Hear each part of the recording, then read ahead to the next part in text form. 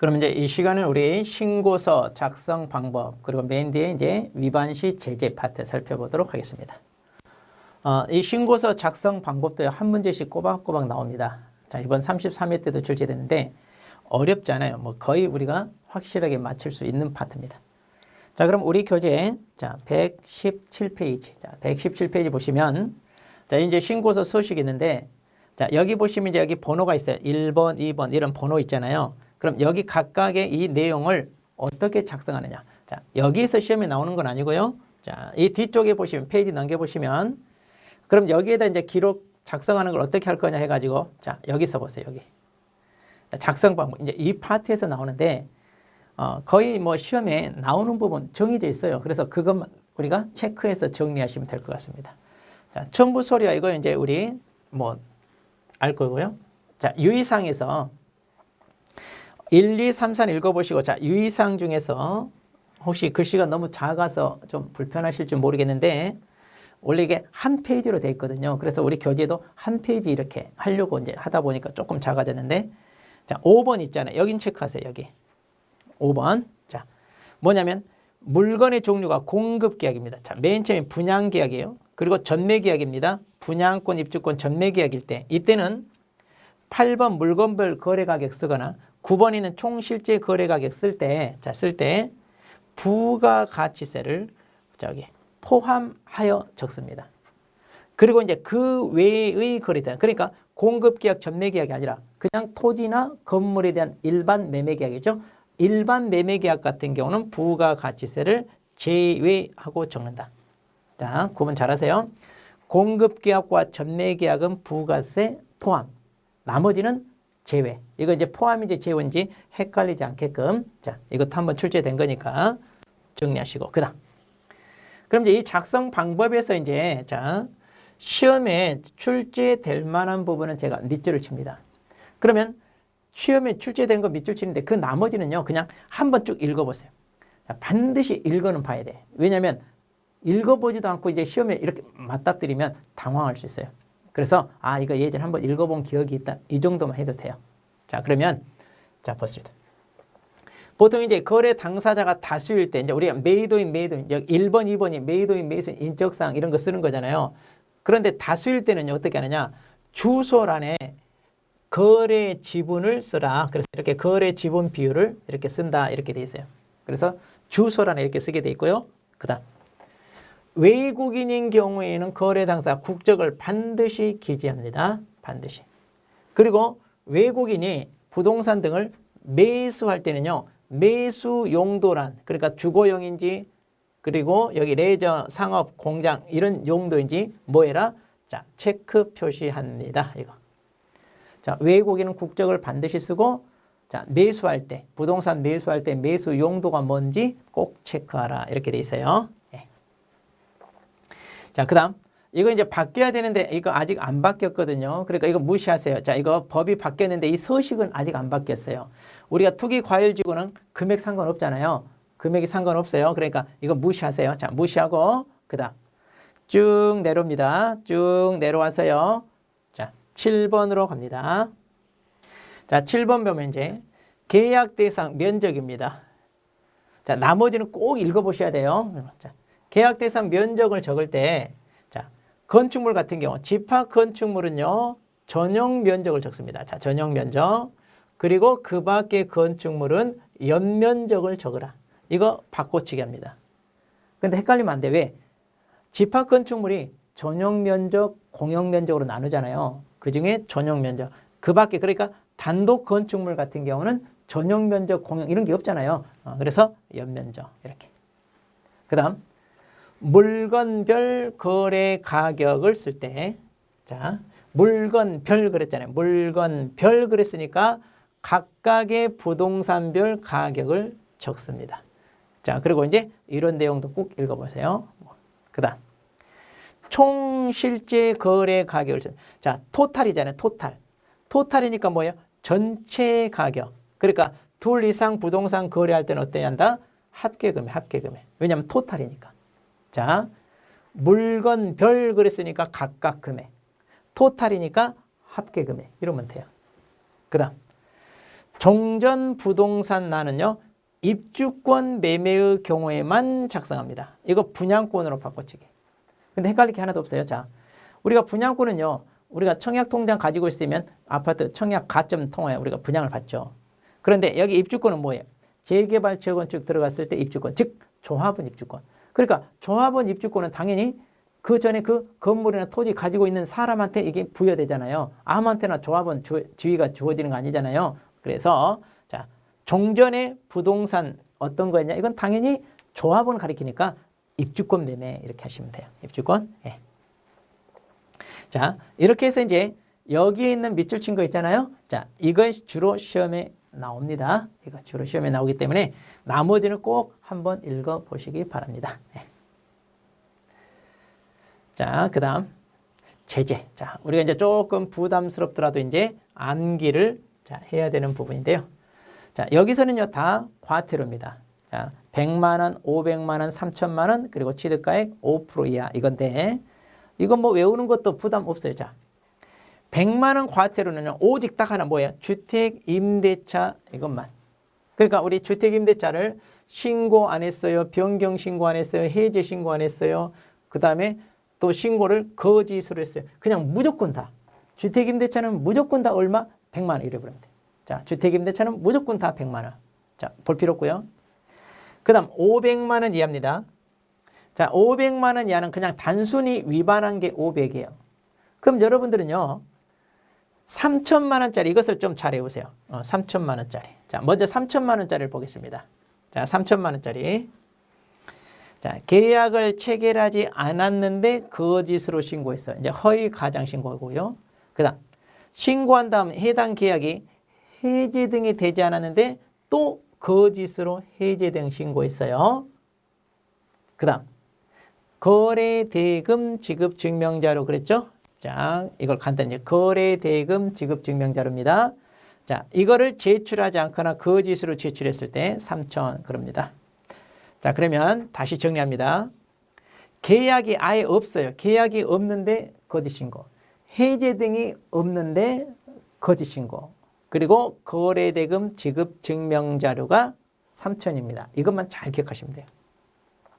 그리고 취득가액의 100분의 5, 그러니까 5% 이하 과태료. 이제 이게 가장 센 건데, 자, 신고 의무자 또는 신고 의무자가 아닌 자가 거짓으로 신고한 거예요. 그러면 자, 여기는요, 실제로 부동산 거래가 있었어요. 자, 그래서 부동산 거래, 즉 매매 계약을 했는데 거짓 신고입니다. 그럼 여기는요, 계약을 체결하지 않았는데 거짓 신고예요. 자, 이거 구분 잘 하세요. 이건 실제로 계약을 했는데 거짓 신고. 여기는 안 했는데 거짓 신고. 그러면 가장 센 5% 이하 있잖아요. 자, 이건 먼저 딱 기억하면 돼요. 아, 실제로 계약이 체결했는데 신고 의무자나 의무자 아닌 자가 거짓 신고했다. 이렇게 되고, 그 다음에 계약이 없는데 거짓 신고, 해제 등이 없는데 거짓 신고는 3천. 그리고 거래대금 지급 증명자료 3천. 자, 그러면 자, 이제 500만 원입니다. 그럼 500만 원은요, 그냥 간단한 나머지, 이제 이 밑에 이 둘을 지어 나머지는 다 500이에요. 그러니까 실은 500은 안 외워도 이것만 외우면 나머지는 몽땅 500 이러면 돼요. 자, 단순히 그냥 신고를 안 했어요. 또 공동신고 거부했어요. 해제 등 신고, 이건 당사자가 해야 되잖아요. 이걸 안 했어요. 또 중개거래는 개공사가 신고해야 되는데 이거 거짓으로, 아니 신고를 하지 마라 또는 거짓을 하라 이렇게 요구한 사람. 그리고 거짓으로 신고하도록 자, 조장하거나 방조한 사람. 자, 그 다음 거래대금 지급 증명할 수 있는 자료. 이거 조심하세요. 외의 자료. 그러니까 거래대금 지급 증명 자료는 3천, 외의 자료는 500. 그럼 우리 거래대금 지급 증명 자료가 뭐예요? 말 그대로 거래대금, 즉 매매대금 주고받고 입증한 거, 즉 통장사본, 영수증, 은행에서 입금했다면 그런 지로 영수증 이런 거 있잖아요. 네. 그러면 외의 자료는 그거예요. 자, 우리 주택 같은 경우 자금 조달 입주 계획서 내야 되잖아요. 그게 이렇게 해야 돼. 자금 조달. 또 투기 과열 지구 같으면 항목별 증빙서를 추가로 내라 그랬죠. 그런 게 외의 자료 해당됩니다. 자, 그게 이제 500. 자, 그러면 이것만 조금 구분하시면 돼요. 그럼 500은요, 단순히 신고 위반 이렇게 하면 단순한 신고 위반 이러면 되고요. 그 다음에 요구 조장 방조, 요구 조장 방조 이러면 500.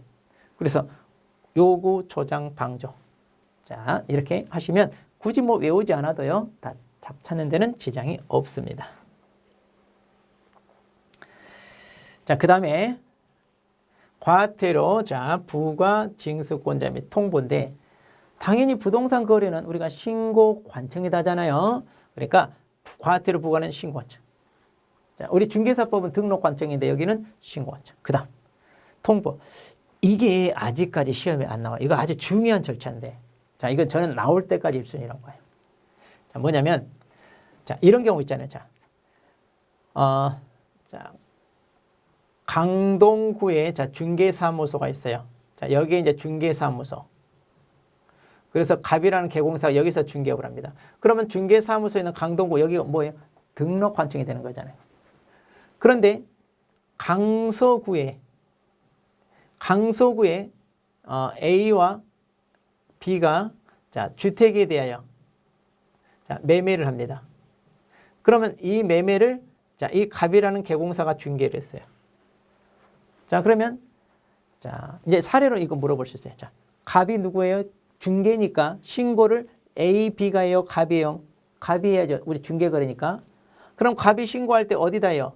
여기 등록 관청에다 해요? 아니면 물건 있는 신고 관청 여기다 해야 돼요. 자, 여기는 물건이 있는 곳이니까 여기가 신고 관청이잖아요.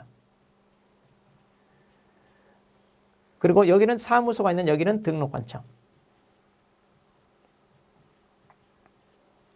그럼 우리는 어디다 해야 돼요?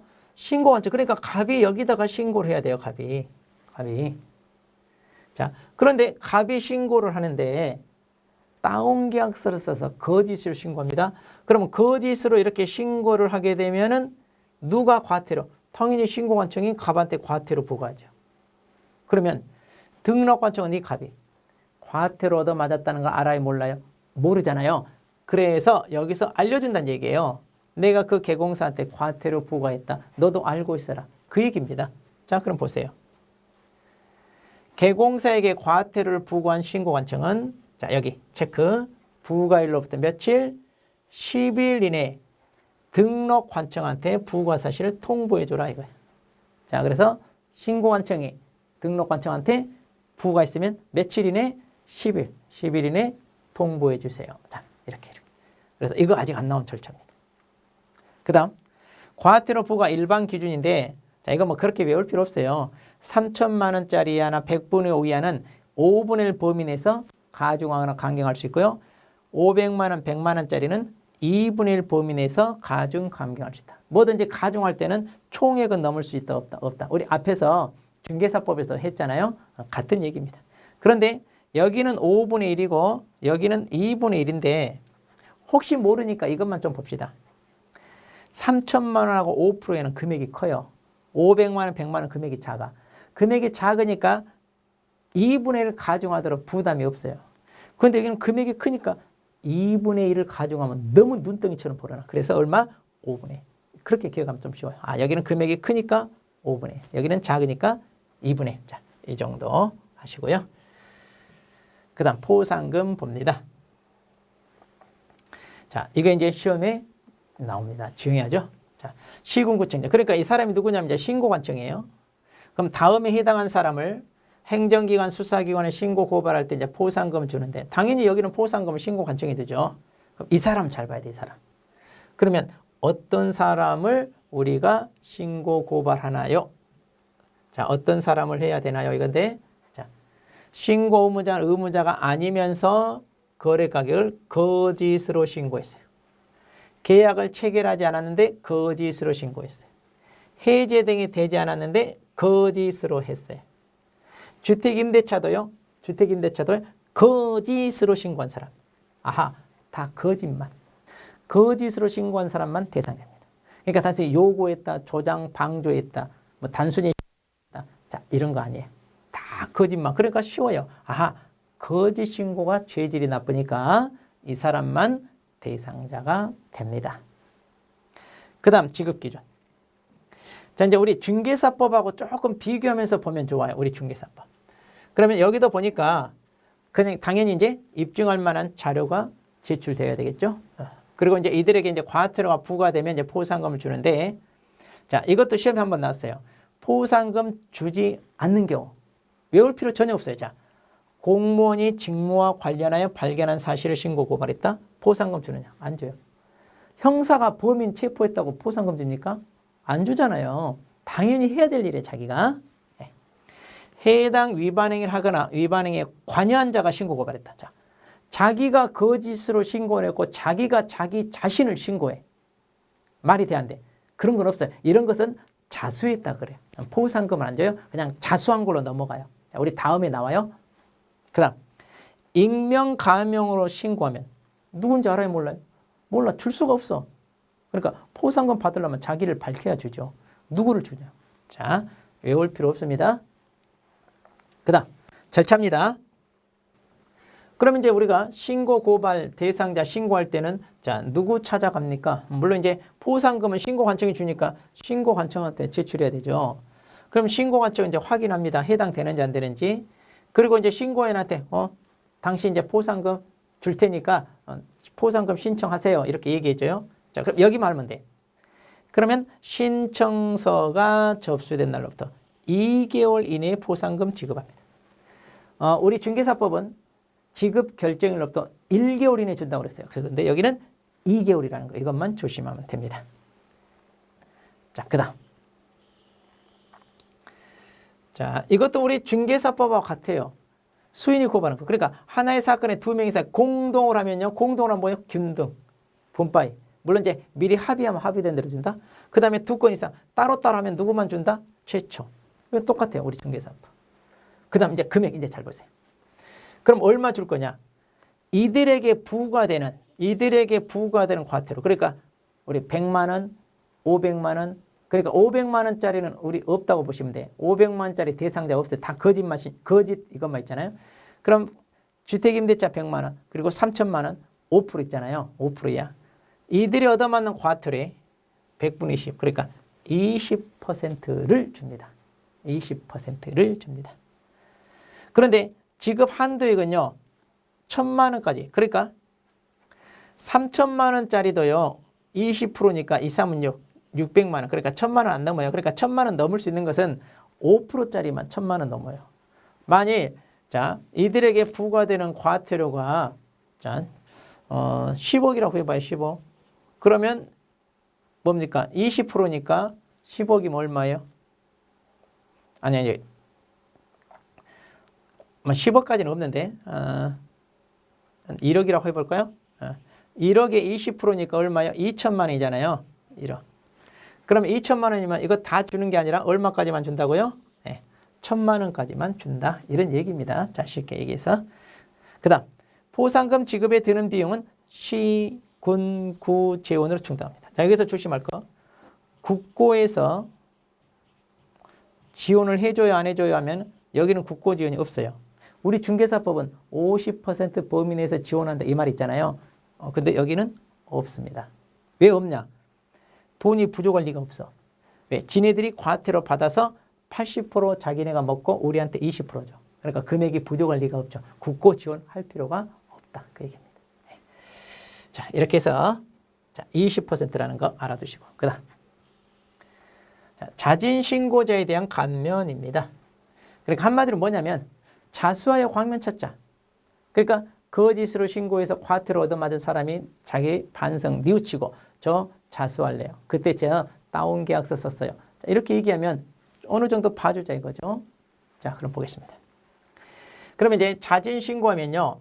감경하거나 자, 이렇게 감경이란 말은 이제 금액을 줄여주고 면제는 아예 그냥 없애준다 이런 얘기인데 그럼 먼저 면제. 자, 면제는 이제 뭐냐면 이건 이제 100% 아예 그냥 없애준다 이거잖아요. 과태료. 어떤 경우냐? 자, 보겠습니다. 자, 면제, 100% 면제. 조사가 시작되기 전에 자수해야 돼. 당연하죠. 적발되기 전에 자수해야 의미가 있지. 이미 적발된 다음에는 의미가 없어요. 그 다음, 신고관청에 단독으로 신고한 최초의 자여야 돼. 보통, 자, A와 B가 매매를 하잖아요. 그래 놓고 지네들이 짜고서 거짓을 하잖아요, 보통. 그런데 한 사람 난 도저히 양심에 걸려서 못하겠다. 자, 그렇게 해서 이제 이 사람이 이렇게 만일 자수하게 되면 어떻게 되냐? 자수. 그러면 이제 이 사람 독박 씌워서 처벌하겠다 그 말이에요. 그래서 단독으로 최초. 둘이 짜고서 거짓을 해놓고 둘이 다 공동으로 해. 그런 건 의미가 없다는 얘기예요. 그런 건 의미가 없고 최초. 그리고 이제 입증 자료 당연히 제출해야죠. 네. 자, 그다음. 자, 여기 이제 조심하세요. 그럼 대상 위반 행위. 그럼 어떤 경우에 면제되나요? 자, 여기 꽤 많잖아요. 자, 근데 이거 실은 외울 필요 없어요. 이거. 자, 우리가 자, 자수하여 광명 찾자. 100만 원짜리, 500만 원짜리, 3천만 원짜리 5% 있잖아요. 일단 다 자수하면 광명 찾는데 이 중에 안 되는 게 있어요. 지금 이것은 다 되는 거예요. 그럼 되는 것을 보지 말고 차라리 안 되는 걸 우리가 알면 좋아. 그러면 자, 대부분 다 자수하여 광명 찾는데 안 되는 게 뭐냐면 우리 아까 500만 원짜리 과태료 중에 거래대금 지급 증명자료, 외의 자료 그랬잖아요. 자, 외의 자료. 그리고 3천만 원짜리. 자, 외의 자료가 있고요. 그리고 3천만 원짜리 이하 과태료가 있어요. 여기 3천만 원짜리 이하가 총 몇 개? 3개 있었잖아요. 자, 이거 2개만 대상자에서 빠집니다. 나머지 다 들어가요. 그럼 이거 보지 말고 차라리 이걸 외우세요. 거래대금 지급증명자료 외의 자료. 그리고 여기 3천만 원짜리 있잖아요. 계약이 없는데 거짓신고. 해제가 되지 않았는데 거짓신고. 그리고 거래대금 지급증명자료. 이렇게 했었죠. 자, 근데 여기서도 물어볼 수 있는 건 2개예요. 뭐냐면 거래대금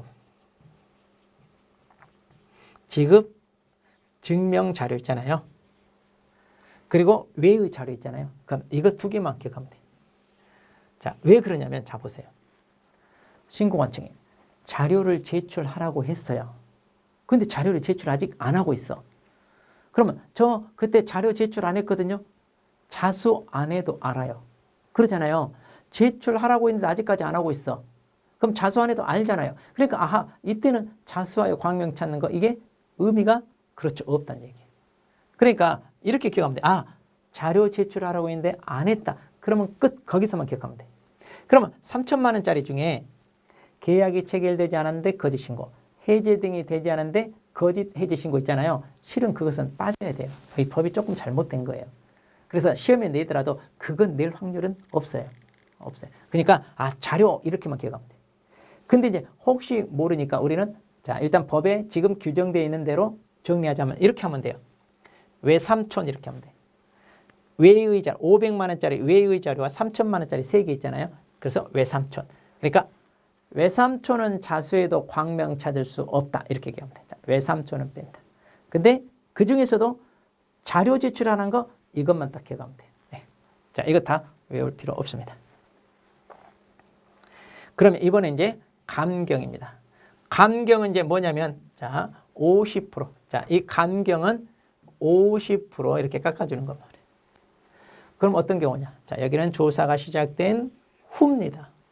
이미 적발됐어요. 그런데 자수해봤자 무슨 의미가 있냐? 아하, 이거. 자, 여기도 이제 단독으로 신고한 최초의자입니다. 그런데 입증자료 취해서 청취해야 돼요. 이건 똑같아요. 그러니까 면제 사유하고 똑같습니다. 그런데 이거 보세요.